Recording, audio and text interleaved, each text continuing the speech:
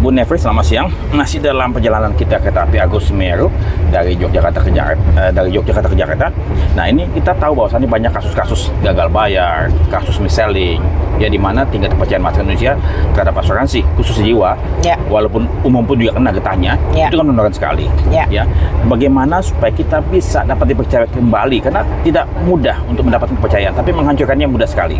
Apa yang harus kita lakukan agar masyarakat Indonesia mulai percaya sedikit demi sedikit?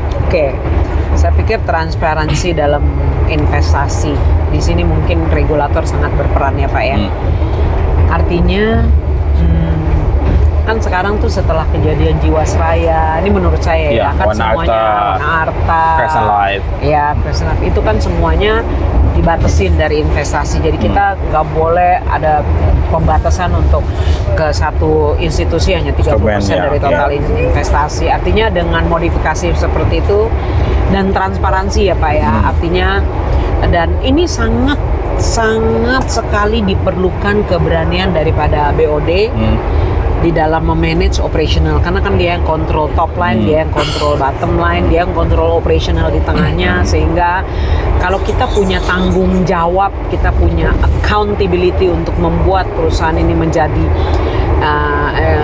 kepercayaan masyarakat lebih dengan ada, ini saya bicara asuransi jiwa karena referral saya banyak asuransi jiwa Pak ya, dengan 57 perusahaan asuransi yang terdaftar di dalam list asosiasi itu, saya pikir itu transparansi daripada operasional itu perlu kita show dan accountability. Artinya accountability begini Pak. Jadi ini yang namanya BOD kan bisa diganti-ganti Pak. Tapi ketika BOD yang baru memanage perusahaan itu, dia pun punya accountability terhadap operasional yang lama. Responsible mungkin current, tapi accountability. Jadi lu juga jangan berpikir itu kan BOD yang lama, nggak bisa begitu.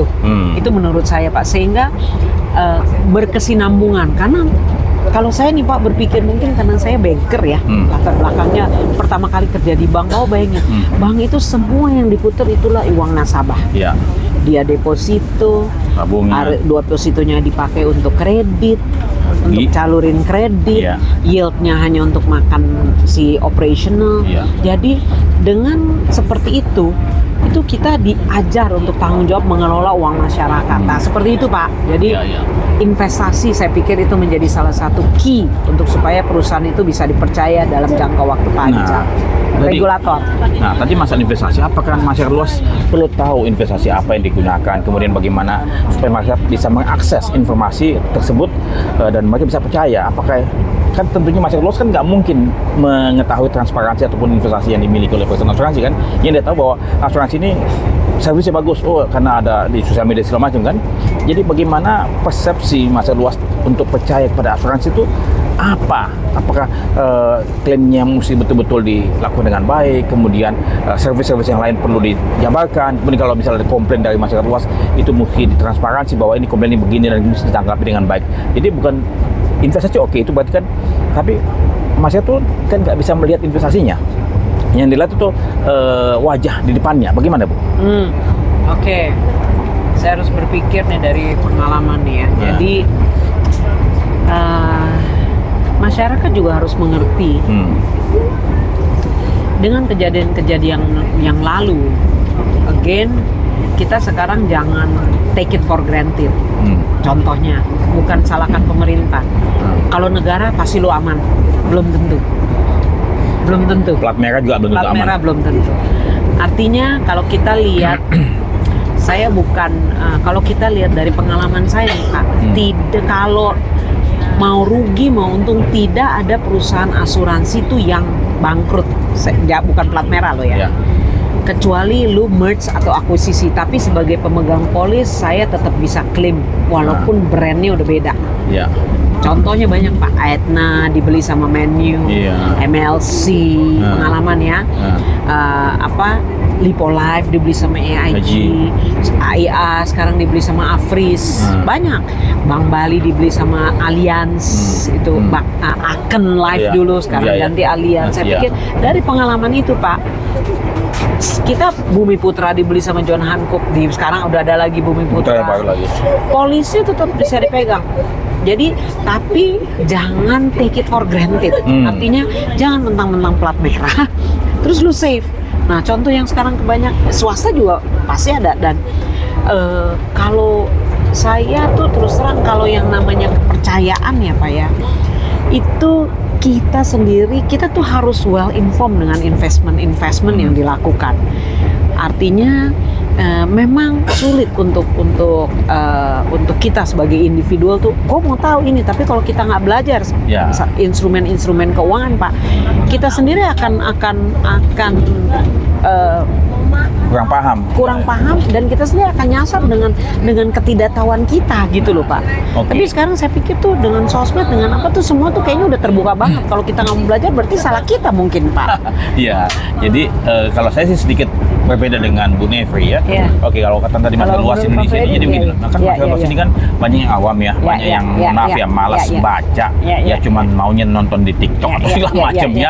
Nah, sementara kalau kita salahkan masyarakat luas, salah lu sendiri. Ya. Padahal kan sebetulnya kewajiban kita sebagai praktisi untuk dapat mengedukasi masyarakat luas supaya mereka pun juga bisa membeli produk yang sesuai dengan kebutuhan mereka. Jadi know your customer. Ya. Needs based selling Pak, kalau asuransi. Nah, itu dia. Saya bilang kita sebagai praktisi harus mengedukasi masyarakat luas dahulu. Mereka paham apa yang mereka hadapi dan ini loh produk yang sesuai yang Anda butuhkan sesuai dengan profil risikonya sama mungkin profil keuangannya kan. Sehingga saya pikir mungkin perlu edukasi mindset, dari semua level ya Pak. Betul. Jadi mindset kita jangan sampai kita menyalahkan konsumen, kasihan konsumen. Betul. Ini salah satunya yang saya support, ini salah satunya seperti ini Pak. Jadi vlog, cerita, artinya tapi kita bertanggung jawab terhadap apa yang kita share. Betul. Dan memang yang namanya Indonesia Pak, ini pengalaman saya di bank. Ketika kita kecewa, kita minimal cerita ke 10 orang. Itu bahaya. Tapi ketika kita puas Pak, kalau nggak ditanya nggak cerita. Jadi lebih negatifnya lebih banyak. Bilang, kita nggak care. Kita rasanya kalau lebih banyak orang yang benci lebih seneng. Karena banyak. Tapi orang yang puji tuh rasanya itu kan udah biasa. Itu saya belajar banget dari service. Waktu saya di bank Pak, saya masuk di dalam komite yang namanya Customer Service Excellence. Kenapa orang Indonesia tuh sangat susah sekali untuk menservis orang? Kenapa tuh? Pelayanan. Karena semiskin-miskinnya orang Indonesia pasti punya pembantu. Gitu ya.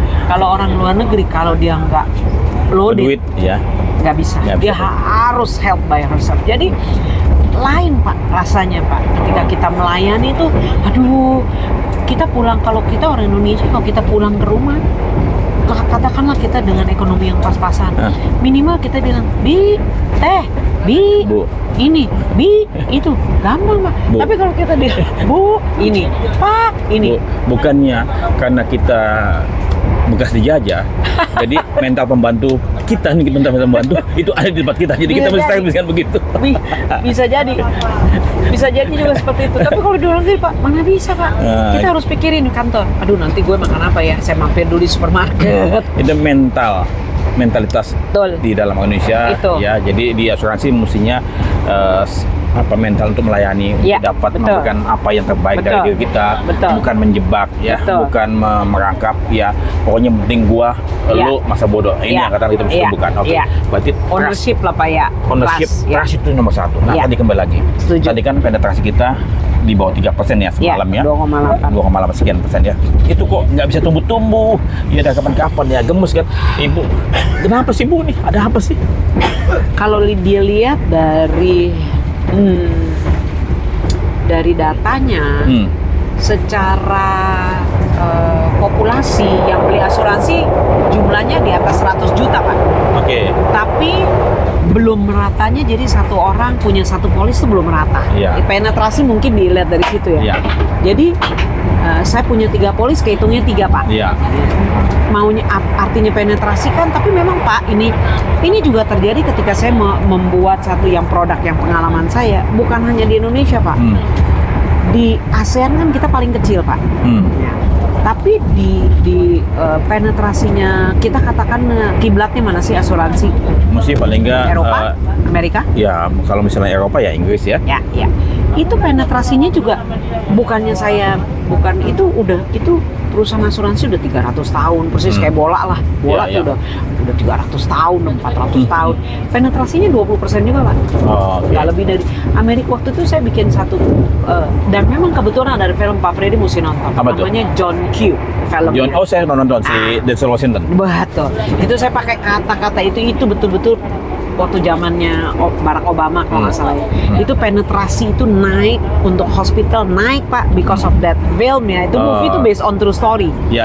Jadi itu naik, saya bikin sepotong-sepotong, saya izin waktu itu saya regional, saya minta sepotong tuh kita translate dan itu kita kita lakukan itu di dalam customer gathering Ya, Pak. encourage lah segala macam. Encourage. Jadi itu aja dengan itu penetrasi Amerika aja baru naik sekitar 11 sampai 15% Pak.